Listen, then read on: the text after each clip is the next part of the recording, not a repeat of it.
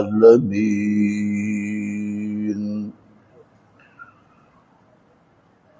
انتہائی قابل قدر بزرگوں اور بھائیوں،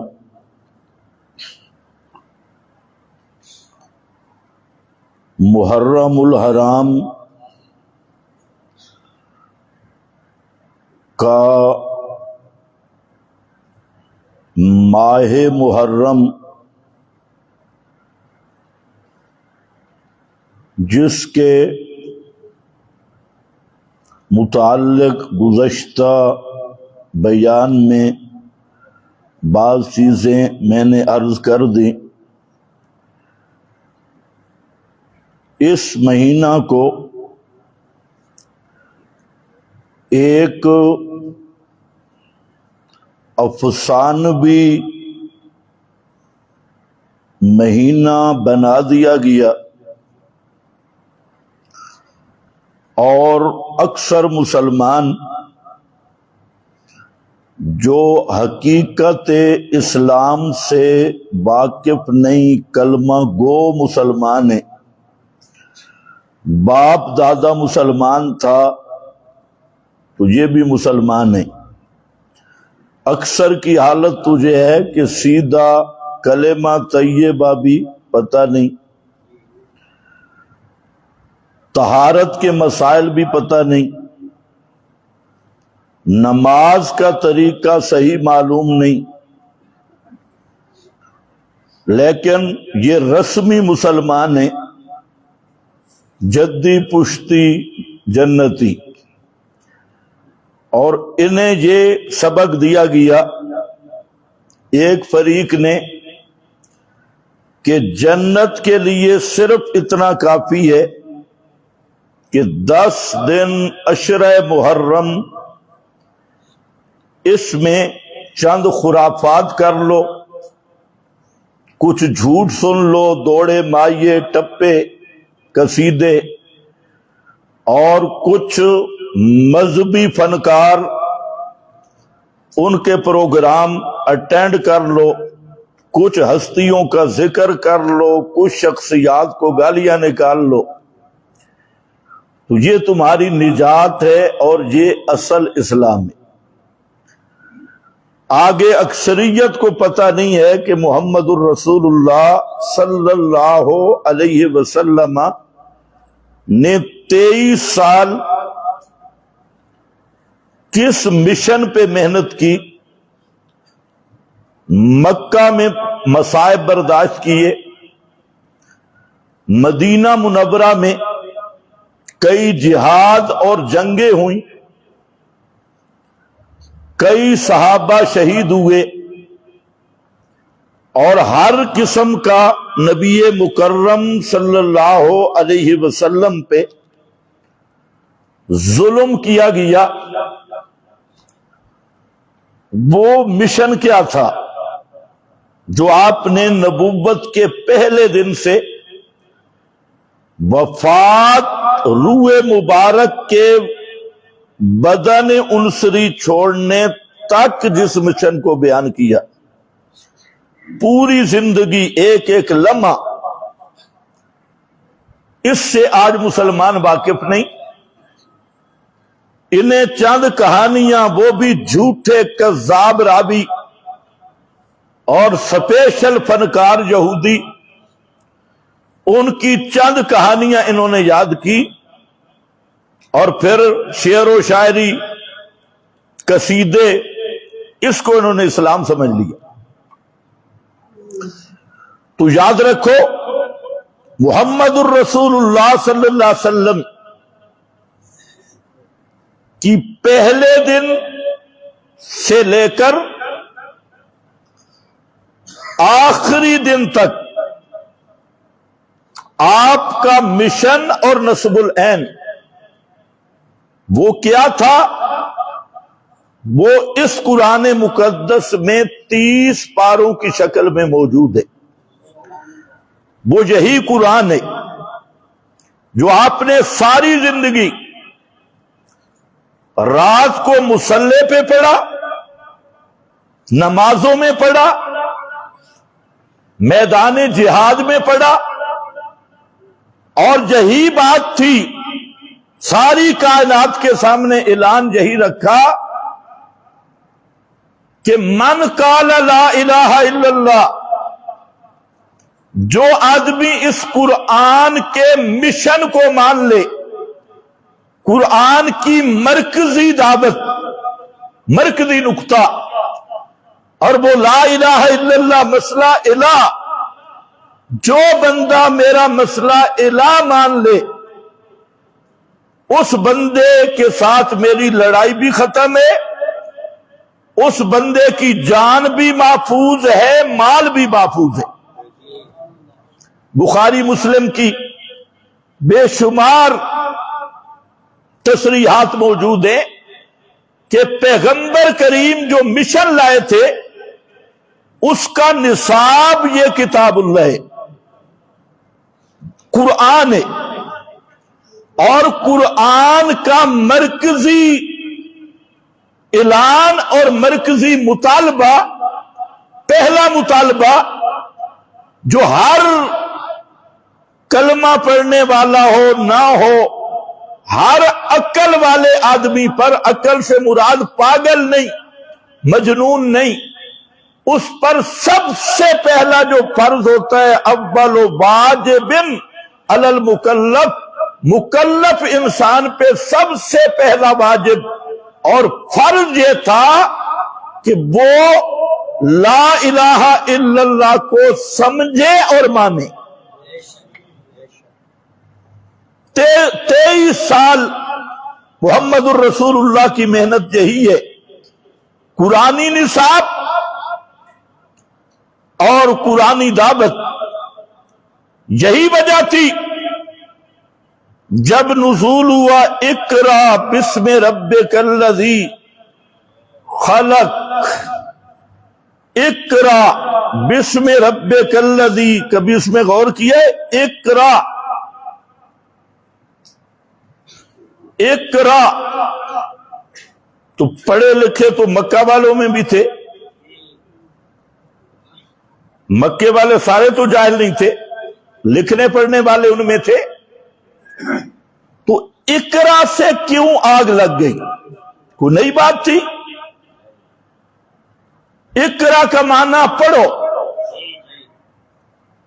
اور یہ پہلی وحی ہے، سٹارٹ جہاں سے ہوتی ہے اقرا، اقرا، اور کیا پڑھو؟ بسم ربک، بسم ربک۔ یہ جو ہے نا بسم ربک سارا جھگڑا اس میں ہے، اقرا میں بھی یہ جھگڑا ہے۔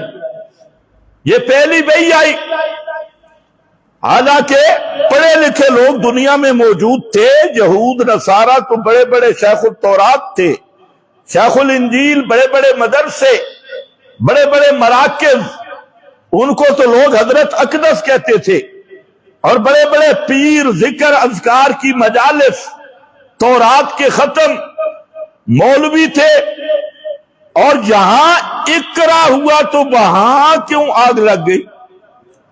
یہاں فرمایا اقرا بسم ربک الذی خلق، تو اصل آگ یہ تھی کہ یہ جو ہمارے آباء و اجداد کے نصابات ہیں، ہماری مذہبی تاریخ ہے، ہمارے راوی ہیں، ہماری کتابیں ہیں، یہ جو اقرا کا لفظ بتا رہا ہے کہ یہ اقرا کس کی طرف سے ہے؟ یہ اللہ کی طرف سے ہے، یہ اللہ کا بھیجا ہوا کلام ہے۔ اگر اللہ کا کلام آ گیا تو ہمارے اکابر کا کیا بنے گا؟ اگر اللہ کا کلام آیا تو ہمارے بزرگ کہاں جائیں گے؟ اگر اللہ کا کلام آیا تو ہمارے شیخ التورات، شیخ الانجیل، یہ کس جہنم میں جائیں گے؟ ان کی تو ساری اقداس ختم، ان کی تو ساری، ان کی عظمتیں ختم۔ یہاں تو آ گیا اقرا، محمد کی زبان کہہ رہی ہے، اوپر سے کلام آیا، محمد الرسول اللہ صلی اللہ علیہ وسلم کا علم اللہ کا بھیجا ہوا ہے۔ اگر اس کو مان لیں تو اکابر کا کیا بنے گا؟ بزرگوں کا کیا بنے گا؟ 1000 سال 2000 سال ہزاروں سال کی ہماری تاریخی روایات ہیں، ان کا کیا بنے گا؟ اور بڑے بڑے اکابر کا تو انہوں نے اس سے سمجھ لیا، ورنہ اقرا میں کوئی تلوار نہیں تھی، کوئی ایٹم بم نہیں تھا۔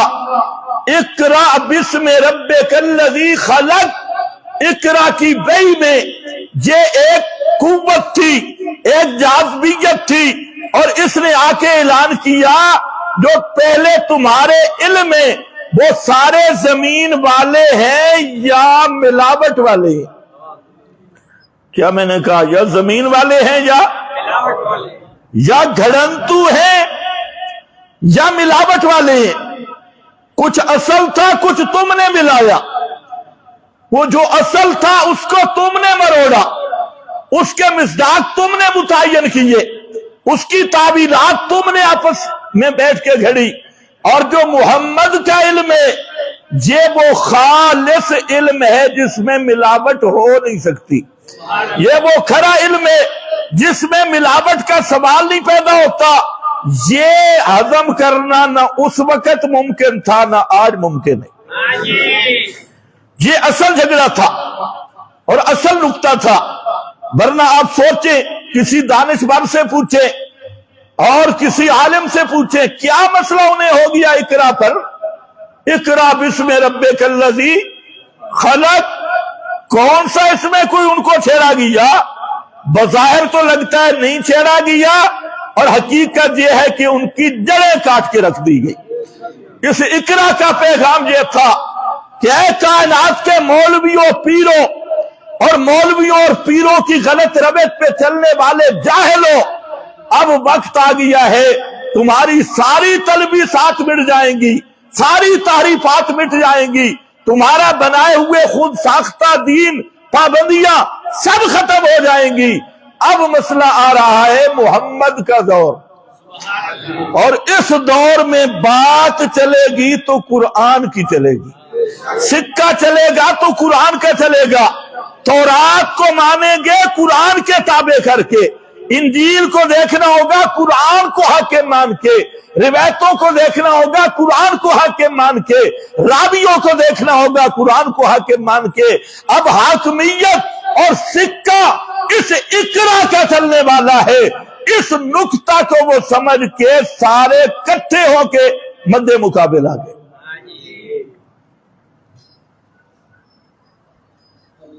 پھر اعلان بھی ہو گئے، بڑے بڑے مولوی ہوں، پیر ہوں، ساری زندگی محنت کرنے والے مدرس قسم کے مولوی، پڑھا پڑھا کے گٹے بھی ان کے گس گئے ہوں، اور اتنی لمبی لمبی داڑیاں سفید ہوں، پرانے پاپی۔ اور اس میں آ کے ایک نوجوان کیا کہتا ہے، یا اہل الکتاب لستم علی شیء، او کتابیوں آسان نہیں، آج تو ہم کسی چھوٹے سے مولوی کا نام لیں تو پورے ملک میں شور پڑ جاتا، ہماری مقدس گائے کو چھیڑا ہے جی، ہمارے بیل کو چھیڑا ہے جی، چھوٹے سے مولوی کا ہم نام لیں تو اتنا شور آتے ہیں، ہر طرف سے ٹوں ٹوں ٹوں ٹوں شروع ہو جاتی ہے۔ لیکن یہ ذرا سوچو، مدینہ کا شہر ہو، علماء سے آباد ہو، اور علماء بھی چھوٹے بہت نہیں، الاحبار والرہبان، الاحبار والرہبان، بڑے بڑے مولوی ہوں، بڑے بڑے گھمٹ والے مولوی، اور سفید داڑھی والے، لمبی داڑھیوں والے، لو موٹے موٹی پگڑیوں والے، بڑے بڑے پیر مریدوں والے، اور ایک جوان کھڑا ہو جس کی داڑھی بھی سفید نہیں اور اتنی بڑی بھی نہیں، اور وہ آ کے اعلان کرے، یا اہل الکتاب، او مولویوں پیرو، لستم علی شیء، تم پکے بے ایمان ہو، لستم علی شیء، چٹے کافر اور بے دین ہو، کھتری اور شیطان ہو، حتی تقیموا التوراۃ، तुकीमू में इशारा है, लस्तुम अला शैइन, इसलिए कि तुम तौरात के भी गद्दार हो। तौरात की भी तारीफें की, तौरात सिर्फ पढ़नी नहीं, तुकीमू इकामत तौरात करनी है, पूरी पूरी उठाओ। और इंजील उसमें भी तुमने रद्दो बदल किया और बेईमान बने, इसलिए इंजील की भी इकामत करनी है। तौरात और इंजील की इकामत कैसे होगी? वमा उनज़िला इलैकुम मिर रब्बिकुम, उसका हाकिम आ गया है, उनज़िला इलैकुम मिर रब्बिकुम। ये कुरान है, ये तौरात पे भी हाकिम है, इंजील पे भी हाकिम है, सारी किताबों का हाकिम आ गया। जब तक इस कुरान को नहीं संभालते, इसको नहीं मानते, लस्तुम अला शैइन, मौलवी हो तब काफिर, पीर हो तब काफिर, देवबंदी कहलवाओ, जैसे आजकल वहां तो यहूदी कहलाते थे, यहूदी कहलाओ तब काफिर, नसरानी कहलाओ तब काफिर, हत्ता के इब्राहिमी कहलवाओ तब काफिर। तू थोड़े थोड़े छोटे छोटे फिरकों के लेके फिरता है, देवबंदी, ते बरेली, ते आले हदीस, वाह वाह वाह मेरा भाई वाह, कैसे चक्रों में पड़ा है। देवबंदी, ते बरेली, ओ भाई वहां मूसवी थे, मूसवी, देवबंदी नहीं थे, वहां मूसवी थे, ईसवी थे, अपने आप को इब्राहिमी कहलवाने वाले थे, और उन सब पे जो ऐसा फतवा लगाया, इन कानू मिन कब्ल लफी ज़लाल मुबीन।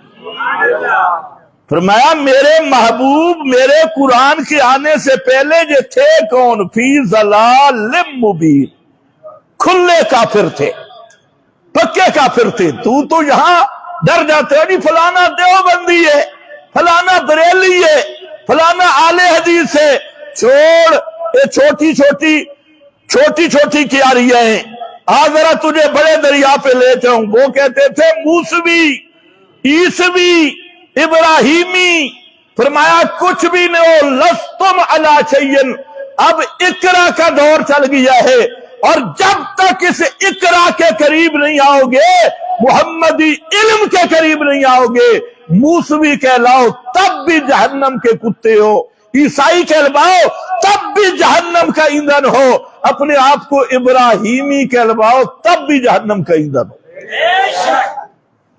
आज तो जहां बेड़ा पार हो गया, मैं हुसैनी हूं, दूसरा कहते हैं तू यजीदी है, तीसरा कहते हैं तू फलाना हसनी हूं, फलाना हूं। ये हसनी हुसैनी इससे भी ऊपर के दावे थे, मूसवी, ईसवी, इब्राहिमी, सब दावेदारों को कुरान ने आके कह दिया लस्तुम अला शैइन, कोई कख नहीं।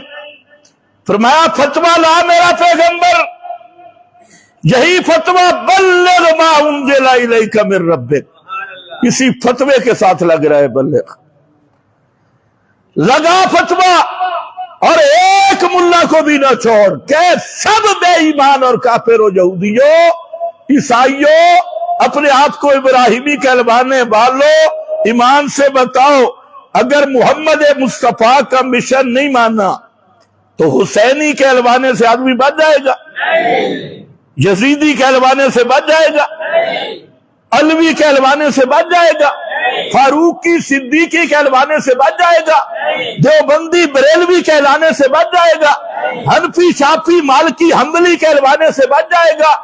ये तो भाई निस्बतें अपने मकाम की हैं, लेकिन असल बात समझ, जिस नुक्ते को मोहम्मद मुस्तफा ने उठाया और जो मिशन आप लाए और आपके आने का जो मकसद था, अगर उसके करीब नहीं आया तो मेरा भाई ये निस्बतें धोखा है और ये जहन्नम का ईंधन है। इसे समझा बस 10 मुहर्रम तक रोएगा तो जन्नत खरीद ली। हाँ, बियारुल अनवार में लिखा है और किताबों में कि अगर गम हुसैन में मच्छर के पर जितना आंसू भी निकल आया, जहन्नम की आग हराम हो जाएगी। اور پھر اسی میں لکھا ہے کہ 3 دن حضرت یزید روتے رہے. شکر ہے تم سمجھے نہیں ہو. یہ بہار الانوار ہے، یہ مذہب ہے جنت کی ٹکٹ دینے والا. اب ٹکٹ ایسی اندھی تقسیم کی کہ یزید بھی جنت میں چلا گیا. اگر مچھر کے پر جتنا آنسو نکلا، حوالہ ایسے نہیں دے رہا، کسی مجتہد میں جرات ہو تو مطالبہ کرے. ایک حوالے نہیں 32 روایات دکھاؤں گا. اور اس مذہب کی، ہمارا تو مذہب یہ ہے، یہ قرآن والا، یہ تو میں بیان کروں گا. یہ اس مذہب کی روایتی ہے کہ مچھر کے پر جتنا غم حسین میں رو پڑا، کوئی ایمان کی شرط بھی نہیں. جو بھی رویا وہ پکا جنتی ہے. ایک طرف یہ ہے، پھر کہتے ہیں یزید نے 3 دن یزید اور یزید کے گھر والے روتے رہے. تو مچھر کے پر سے تو زیادہ آنسو نکل گئے. اور تیرا مذہب کہہ رہا ہے جہنم حرام ہے. بے ایمان پھر سارا زندگی بھونکتا کیوں ہے؟ یا اپنے مذہب پہ لعنت کر. تیرا مذہب کہہ رہا ہے یزید پہ جہنم حرام ہے، اور پارٹی بازی بنائی ہے یزید یزید یزید. اور مذہب یہ ماتم کے فضائل، اور پھر کہتا ہے کہ ماتم سب سے پہلے 3 دن یزید کے گھر ہوا. تو پھر تم تو یزید کی سنت پہ عمل کر رہے ہو. بقول تمہارے 3 دن ماتم یزید نے کیا، تو سنت یزید کی ہے، نعرے حسین کی ہے. سنت یزید کی، نعرے حسن کے. اور ادھر مذہب بنائے جو یزید پہ لعنت نہ کرے اس کا ایمان نہیں. میں نے کہا پھر تم تو سب سے بڑے لعنتی ہو بے ایمانو. ایک طرف تم دوغلا پالیسی، ایک طرف کے یزید پہ لعنت کر رہے ہو، دوسری طرف اسے جہنم کی آگ حرام کر کے پکا جنتی بنا رہے ہو. الزام ہم کو دیتے ہو. تو یہ سب خرچ ہے، یہ مذہب نہیں. یہ مذہب کے نام پہ خرچ ہے، اور جو خرچ ہیں ان کو کھینچے. جو کھچ سمجھتے ہو نا، ان کو کھینچنا ہے. کھچ کو کھینچے. مذہب ہے یہ قرآن 30 پاروں والا.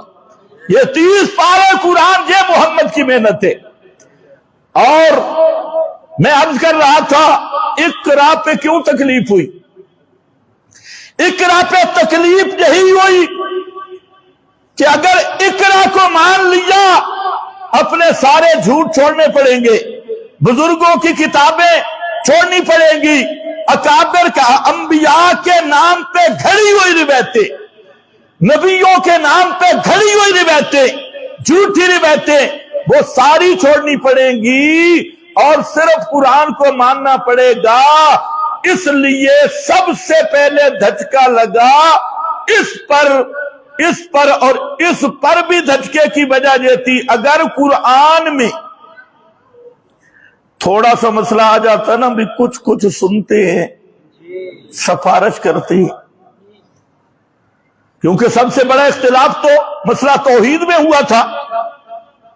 اگر قرآن میں تھوڑی سی گنجائش مل جاتی کہ انبیاء سنتے ہیں، سفارش کرتے ہیں، کوئی آیت آ جاتی، خدا کی قسم یہ اختلاف اس وقت ہی ختم ہو جاتا، جھگڑے ہی ختم ہو جاتا. پتہ نہیں تمہیں سمجھ بھی آ رہی ہے. تھوڑی سی رعایت آ جاتی، اتنی آ جاتی نا کہ ہؤلاء شفاؤنا عند اللہ، یہ سنتے ہیں اور سفارشیں کرتے ہیں، جھگڑا ختم ہو جاتا. وہ تو یہی کہتے تھے، آخری سیڑھی یہی تھی، ہؤلاء شفاؤنا عند اللہ، کہ جن بزرگوں کو ہم پکارتے ہیں، اور پکارتے بھی وہ کس کو تھے؟ لسوڑی شاہ کو، شلوار شاہ کو، نانگے بابے کو، جس کا نہ اتا نہ پتا نہ لاٹھ نہ لوٹا، کوئی پتہ نہیں بابا کدھر آیا، بھگی چرسی. وہ ان کو نہیں پکارتے تھے، وہ پکارتے تھے ابراہیم کو. کس کو پکارتے تھے؟ ابراہیم علیہ السلام کو بخاری اٹھا یقین نہ آئے، بخاری میں موجود ہے 360 نکالے، اذا فیہا سورۃ ابراہیم بسورۃ اسماعیل، وہ حضرت ابراہیم اسماعیل کو کہہ رہے ہاؤلائے شفاؤنا عند اللہ، اور پیغمبر کریم فتویٰ لگا رہے من اضلو، تم سے بڑا کافر کوئی نہیں ہے۔ یہ وہ اقرا ہے،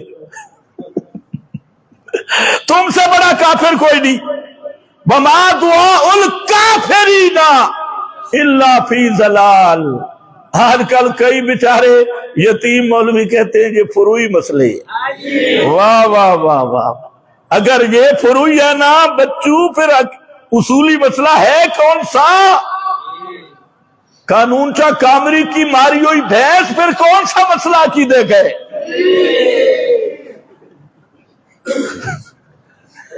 ضرب یضرب ضربا فهو ضارب وضرب یضرب ضربا فذاک مضروب، ساری زندگی یہ لگ گئے ضرب یضرب ضربا فهو ضارب وضرب یضرب ضربا فذاک مضروب۔ ہاں یہ لے کے اللہ کے دربار میں جائے گا، اللہ میں نے ساری زندگی یہ محنت کی ہے، پرانا بیر عقیدہ نہیں سمجھا، یہ ضرب یضرب کا عملی نمونہ ہوگا محشر کے دن، اور وہ بھی یضربون وجوہہم وادبارہم، یضربون وجوہہم وادبارہم، یہاں بھی ضرب یضرب سے ہے، یضربون وجوہہم۔ فروعی مسئلہ اگر تھوڑی سی رعایت آ جاتی، وہ آئے تھے ایک دفعہ قرآن نے ذکر کیا، وہ آ گئے تھے، انہوں نے کہا ائت بقرآن ائت بقرآن بقرآن غیر ھذا، ھذا کو یاد رکھنا ہے، غیر ھذا، کہتے ہیں آگے، کہتے ہیں اتفاق کر لیں، آج کل وحدت الادیان کا زمانہ چل رہا ہے، بڑے بڑے پروگرام ہیں، آؤ وحدت کی دعوت، کیسے وحدت ادیان پہ عمل کریں، اتبع قرآن غیر ھذا، اس قرآن کے علاوہ کوئی قرآن لا، یہ اقرا ہم ماننے کے لیے تیار نہیں ہے، اس قرآن کے علاوہ کوئی کتاب لے آ، یہ قرآن نہ لا۔ کبھی اس پہ غور کیا ہے؟ سنتے پڑھتے تو رہتے، قرآن کو سوچا کرو، اللہ نے بھی یہی حکم دیا ہے افلا یتدبرون القرآن، اور یہ سوچنے والی چیز ہے، کبھی قرآن میں تدبر کیوں نہیں کرتے؟ قرآن کو سوچو، یہ کیا کہا جا رہا ہے؟ پیغمبر کریم کو کہا جا رہا ہے اتبع قرآن غیر ھذا، قرآن کوئی دوسرا لے کے آ، ہم آپ کو سونا ماننے کے لیے تیار ہیں، ہم آپ کی نبوت بھی مانیں گے، آپ کے ہاتھ پاؤں بھی چومیں گے، آپ کے بالکل تابع دار بننے کے لیے تیار ہیں، لیکن اس قرآن کو ہٹا دے، نصاب کوئی دوسرا لے آ، قرآن کوئی دوسرا لے آ، سمجھ آ رہی ہے؟ قرآن کوئی دوسرا لے آ، کیوں؟ کیا مسئلہ ہے تمہیں؟ سمجھو اس آیت پہ خدا کی قسم غور کرو نا، تو آج کے دور کا پورا نقشہ تمہارے سامنے آ جائے گا۔ یہ کامل کتاب ہے، کہتے ہیں ہم جو کہیں آپ کی ہر بات ماننے کے لیے تیار، لیکن یہ قرآن ہٹا، یہ قرآن نہ ہو، کیوں جی؟ کہتے ہیں ائتبع قرآن غیر ھذا، اچھا اگر پورا قرآن نہیں بدل سکتا، کم از کم اتنا کر لے، بدل ہو، پورا قرآن دوسرا نہیں لے آ سکتا، اسی قرآن میں تبدیلیاں کر، تھوڑا سا بدل دے، تھوڑا سا بدل دے، اس قرآن میں تھوڑا سا تغیر کر دے۔ یا اللہ وہ کون سا تغیر کروانا چاہتے تھے؟ کس مضمون کو وہ کہتے تھے بدل دے؟ کون سا مضمون انہیں چبھتا تھا؟ سوال ہے یا نہیں ہے؟ بولو شاہ بھائی، سوال ہے یا نہیں؟ یہ کیا مطالبہ ہے؟ پورا قرآن اور لا، یا پورا نہیں لا سکتا پھر بھی وحدت ممکن ہے، اتفاق ہو سکتا ہے، قرآن اسی طرح رہے لیکن تھوڑا سا بدل دے، تھوڑا سا بدل دے، بدل ہو، تھوڑا سا تبدیل کر دے۔ یا اللہ یہ کون سا مسئلہ تبدیل کرانا چاہتے تھے؟ اقیم الصلاۃ، نمازوں والا مسئلہ، زکوٰۃ والا مسئلہ، حج والا مسئلہ، والدین سے حسن سلوک والا مسئلہ، رشتہ داروں سے صلہ رحمی والا مسئلہ، صدقے خیرات دینے والا مسئلہ، ذکر اذکار والا مسئلہ، کون سا مسئلہ کہتے تھے؟ یہ قرآن ہے میرا بھائی، تمہیں مولوی کوئی نہیں سنائے گا، مولویوں نے تو صرف تمہیں سستی جنت کر کے دینی ہے، اور تمہارے لیے جنت سستی، مولوی کے لیے تمہارا جیب سستا، تمہاری کمائی کا ڈاکو ہے۔ آج سن وہ کون سا مسئلہ تھا جو بدلنا چاہتے تھے؟ سیدھا قرآن کہتا ہے وَإِذَا ذَكَرْتَ رَبَّكَ فِي الْقُرْآنِ وَحْدَهُ، اِذَا ذَكَرْتَ رَبَّكَ فِي الْقُرْآنِ وَحْدَهُ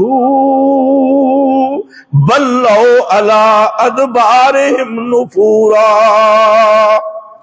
وہ کہتے یہ جو تو کہہ رہا ہے کہ سمیع صرف اللہ ہے، سمیع صرف اللہ ہے، اتنا کہے کہ سمیع اللہ ہے، یہ نہ کہے کہ سمیع صرف اللہ ہے۔ اتنا بے شک کہے کہ پکارے سننے والا اللہ ہے، لیکن تھوڑی سی رعایت کر، کم از کم یہ تو کہہ دینا جو ہم نے ابراہیم اسماعیل اور ان کو پکارتے ہیں ہماری کچھ تو سنتے ہیں۔ بدل ہو، اس قرآن کو بدل دے، کیونکہ یہ قرآن تو کہہ رہا ہے ان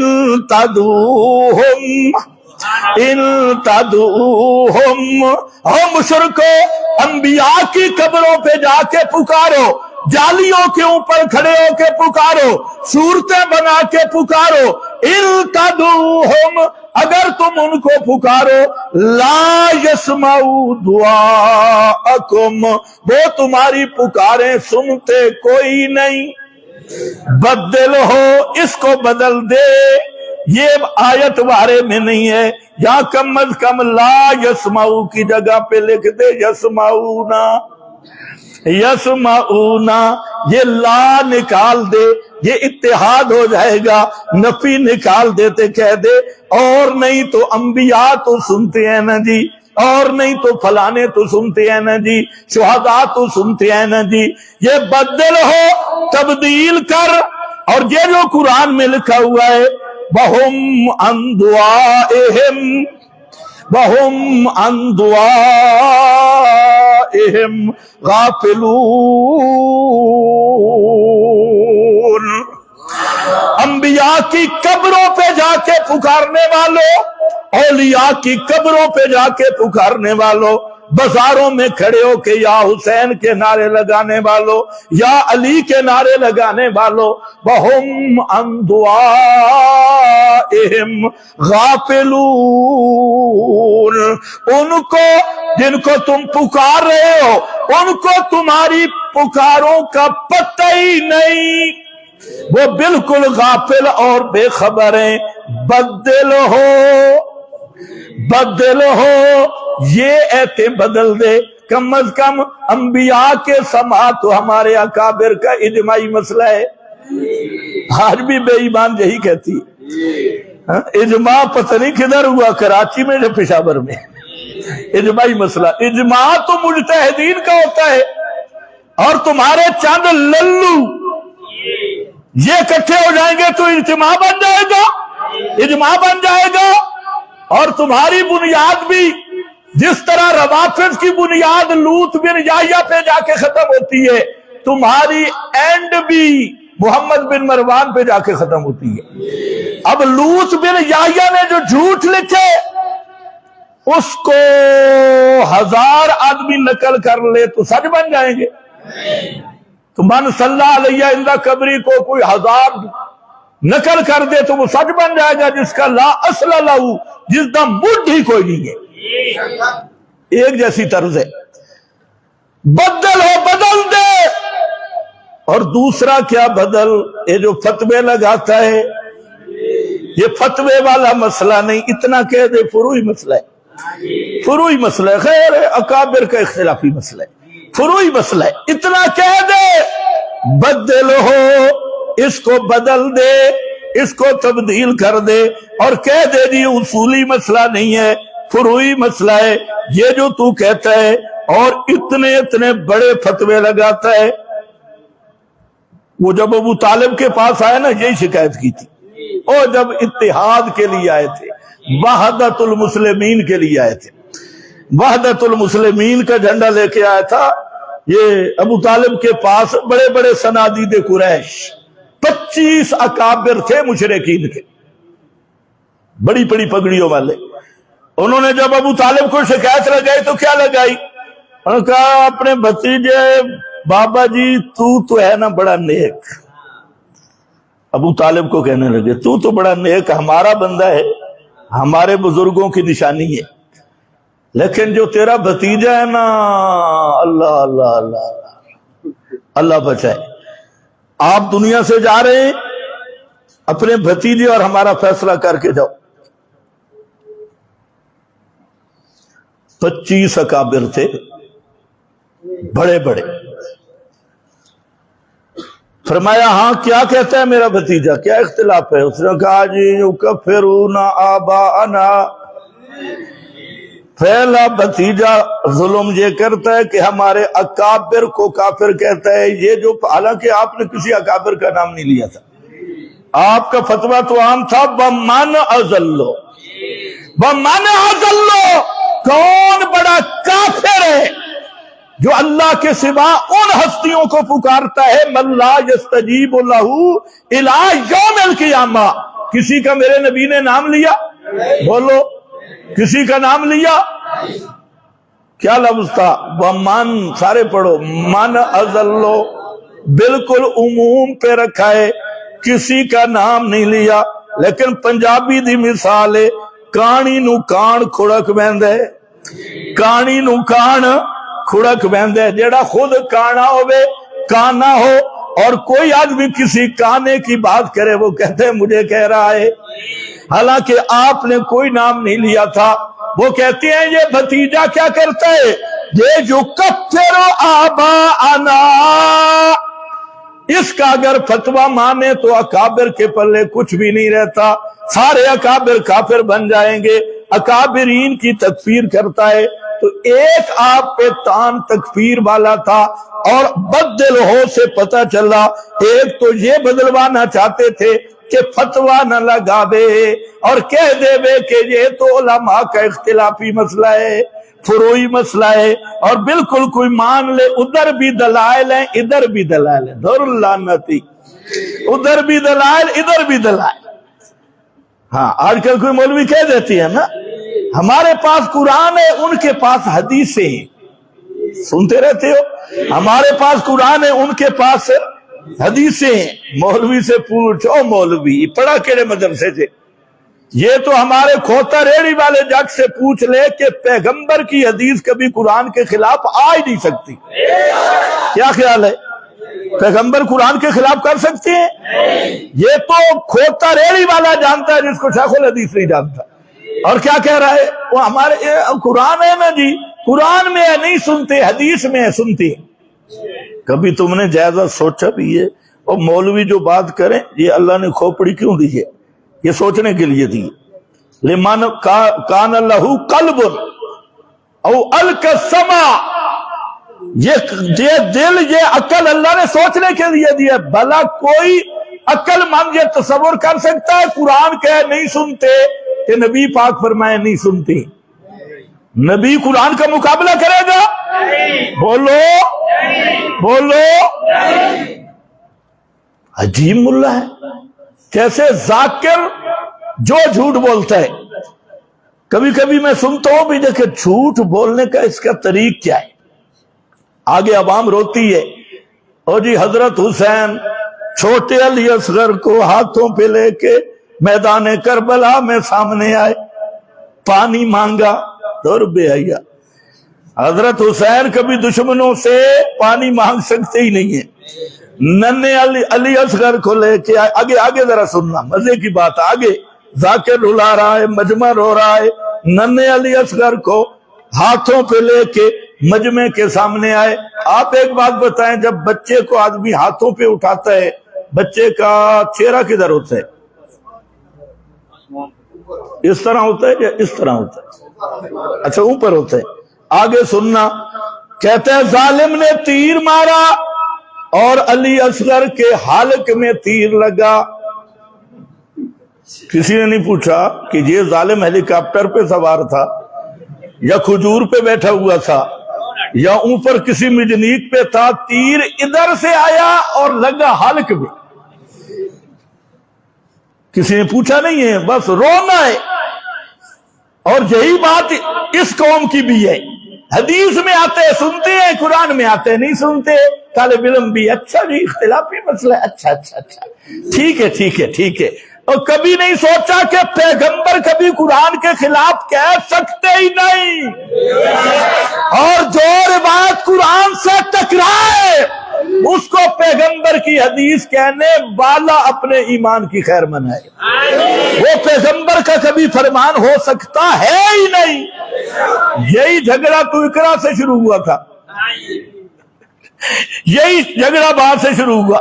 تو میں نے کہا وہ کہتے بدل ہو، کیا بدلو، کیا بدلوانا چاہتے تھے؟ ذکرت ربک فی القرآن وحدہ وحدہ، سارے پڑھو وحدہ وحدہ۔ یہ توحید والی ایتیں جو ہیں کہ بغیر اسباب کے سننے والا صرف اللہ، بغیر اسباب کے حاجتیں پوری کرنے والا صرف اللہ، بغیر اسباب کے جاننے والا صرف اللہ۔ یہ بدل ہو، اس کو بدل دے۔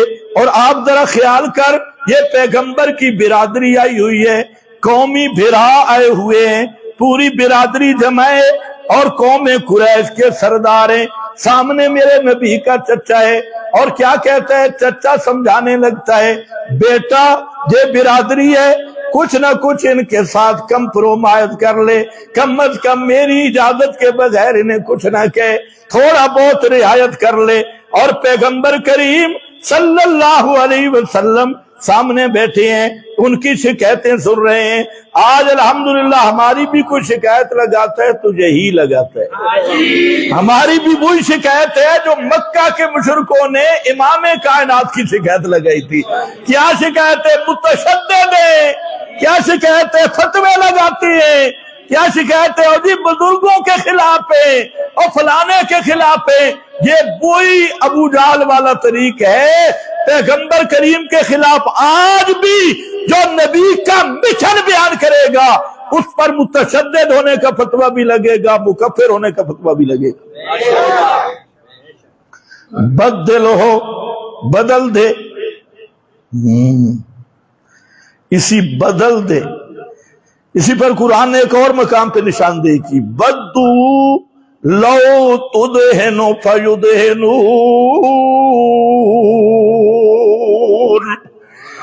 میرا پیغمبر یہ دل سے چاہتے ہیں، بدو یہ چاہتے ہیں کہ لو تدہنو، ہائے کاش، لو تدہنو کہ تو نرمی کر مسئلے تے تیل لا۔ دوہن کا معنی ذرا مسئلہ کولا کر دے، نرمی کر دے۔ فَيُدْهِنُونَ، یہ تو بالکل نرم ہونے کے لیے تیار ہیں۔ وہ نرمی کیا چاہتے تھے؟ بدل ہو، یہ توحید والا مضمون چھوڑ دے، اور توحید کا بھی وہ مضمون جس میں یہ آرائے یہ سنتے نہیں، یہ سفارشیں کرتے نہیں۔ میں عرض یہ کر رہا تھا کہ پیغمبر کریم کے ساتھ اختلاف کس پہ ہوا؟ اقرا سے ہوا۔ کیوں ہوا؟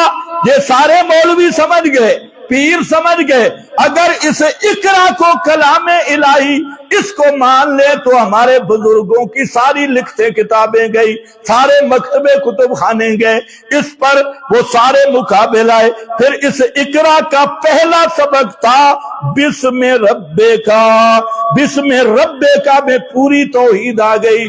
بسم ربے کا بتا رہا ہے کہ میرا محبوب پیغمبر بسم ربے کا، اسی سے ہے بسم اللہ، بسم ربے کا سے ہے بسم اللہ، اختلافی مسئلہ تو نہیں بسم اللہ، بسم اللہ۔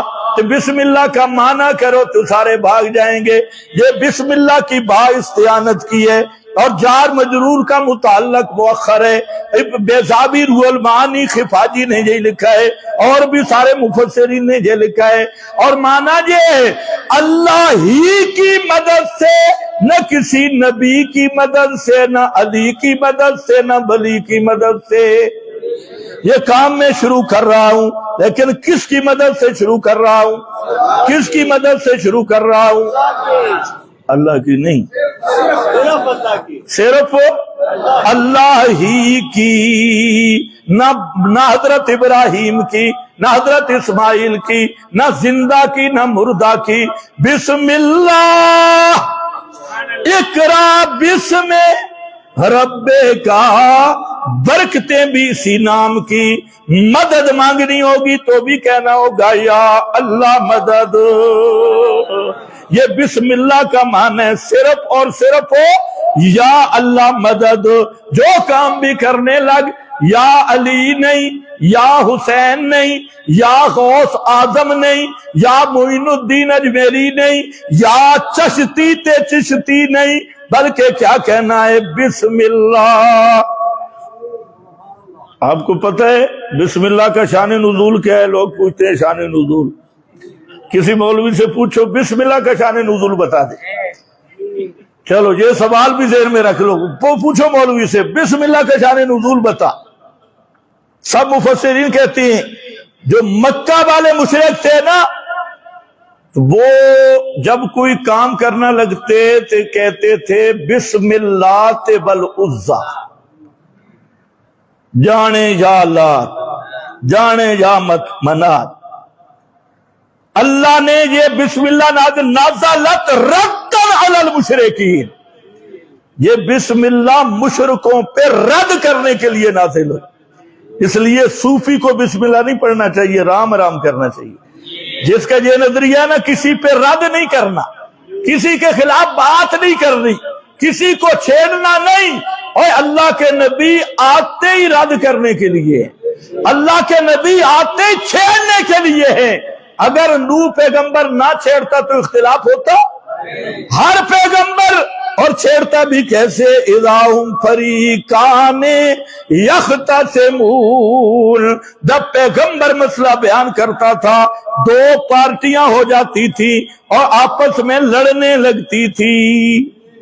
آج کے روشن خیال کہتے ہیں یہ تو فساد ہو گیا۔ فساد نہیں، یہ تم بھی جانتا ہے، کینسر کا آپریشن اصلاح کے لیے ہوتا ہے، ڈاکٹر کو پیسے بھی دیتا ہے، شکریہ بھی ادا کرتا ہے، تو وہ تیرا جسم پاڑ رہا ہے، تیرے پورے جسم کو اس نے پاڑا ہے، تو کہتا ہے جی شکریہ، مہربانی، بڑا اچھا کام کیا ڈاکٹر صاحب۔ اس نے کیا کیا ہے؟ وہ تیرا جسم چیز پاڑ کے رکھ دیا اس نے، اس کو دعائیں دیتا ہے، اور تھوڑا سا مسئلہ توحید کا آ جائے تو ہمیں گالیاں دیتا ہے۔ یہ بچوں تیرا آپریشن کرنا ضروری ہے، شرک والا کینسر نکالنا ضروری ہے۔ جی اگر دوائی سے نکل جائے تو فابے ہاں، نہیں تو پھر فابے ہو، فابے ہاں نہیں تو فابے ہو۔ پھر ہم کوشش تو دوائی کی کرتے ہیں، لیکن کینسر کا پھوڑا اگر کاٹنا بھی پڑے تو ڈاکٹر کا شکریہ ادا کیا جاتا ہے، فیس دی جاتی ہے۔ ہم فیس تو نہیں مانگتے، ہم اجرت تو نہیں مانگتے، شکریہ بھی نہیں مانگتے، ہم کہتے ہیں اللہ کرے تو جہنم سے بچ جائے، اور تو پھر بھی تیری خیر خواہی ہے۔ تو اسی پہ جھگڑا تھا۔ تو میں نے جملہ کہا تھا، بات لمبی ہو گئی ہے، کہ اگر قرآن میں تھوڑی سی گنجائش مل جاتی سفارش کرتے ہیں، سنتے ہیں، خدا کی قسم سارا جھگڑا ختم ہو جاتا۔ تو عرض یہ کر رہا تھا کہ محمد مصطفیٰ کا مشن جب تک نصیب نہیں ہوگا، پیغمبر کی دعوت جب تک قبول نہیں کرے گا، اور پیغمبر کی دعوت توحید ہے، نصاب قرآن ہے، باقی سارے مسئلے یہ توحید کے خادم ہیں، اور سارے مخدوم مسئلہ اصل مسئلہ توحید ہے۔ جب تک اس پہ ایمان نہیں لائے گا اور اس کو سینے کے ساتھ نہیں لگائے گا، اس وقت تک دین کی الف بھی نہیں سمجھ سکتا۔ کربلائی دوروں سے دین نہیں سمجھ آئے گا۔ ادھر سے تیر آیا تھے، آدھی رات کا ٹائم تے، حضرت زینب دھوپ پہ سو گئی، آدھی رات دے ٹائم تے دھوپ آ گئی، فلانا ہو گیا، فلانا ہو گیا، آسمان رو پڑا، پتھروں کے نیچے خون نکلا، فلاں۔ یہ تو اگلے جمعے میں بتاؤں گا کہ حمزہ کی شہادت پہ پتھر کیوں نہیں روئے۔ حضرت حمزہ نبی کا چچا شہید ہوا پیغمبر کے سامنے، وہاں تو آسمان نے خون کے آنسو نہیں برسائے، نہ پتھروں کے نیچے پہاڑ احد ساتھ تھا، جس کے بارے میں نبی پاک نے فرمایا احد یحبنا ونحبہ، یہ احد سان نال محبت کر دے، اسیس نال محبت کر دے، او احد پہاڑ دا دامن آئی، حضرت حمزہ کی لاش کے ٹکڑے ہو گئے، احد کے ایک پتھر سے بھی خون کا فوارہ نہیں نکلا۔ پتہ نہیں تمہیں سمجھ بھی آئی ہے کیا؟ یہ سب یہودی رابیوں کی بناوٹیں، کس سے؟ اور یہود کا مقصد یہی تھا کہ تمہیں ایک نیا دین دے، دین محمدی سے ہٹا کر۔ اگر کوئی محمد کا وفادار ہے اور یہ اس بات پہ مرنا چاہتا ہے کہ قیامت کے دن اللہ کے محبوب صلی اللہ علیہ وسلم میری شفاعت کریں اور مجھے اللہ کے محبوب کے ساتھ زمرہ مومنین میں جگہ ملے، خدا کی قسم اس کا ایک ہی ذریعہ ہے، اس 30 پاروں والے قرآن کو سینے سے لگا لے، اسی کتاب کو حاکم ہادی مانے، اس قرآن کو امام مانے، جو اس قرآن کو ہادی حاکم مان کے اسی کے مطابق اس کو میرا سچ مان کے اس کے پیچھے چل پڑا، وہی ہوگا حوض کوثر پر نبی کے ساتھ، وہی ہوگا شفاعت کا مستحق، اور وہی حسینی بھی ہے، وہی محمدی بھی ہے، وہی آل بیت کو بھی ماننے والا ہے، وہی نبی کے صحابہ کو بھی ماننے والا ہے۔ اور اگر قرآن کا غدار ہے، لاکھ مرتبہ حسینیت کے نعرے لگا، لاکھ مرتبہ سولویت قادریت کے نعرے لگا، کعبہ کے رب کی قسم ابو جہل سے بدتر ظالم اور بدتر مشرک بن کے مرے گا اور کافر بن کے اٹھے گا اور سیدھا جہنم میں جائے گا۔ مت غلط فہمی میں رہے۔ وقت ختم ہے، اگلا جمعہ یہاں سے شروع ہوگا۔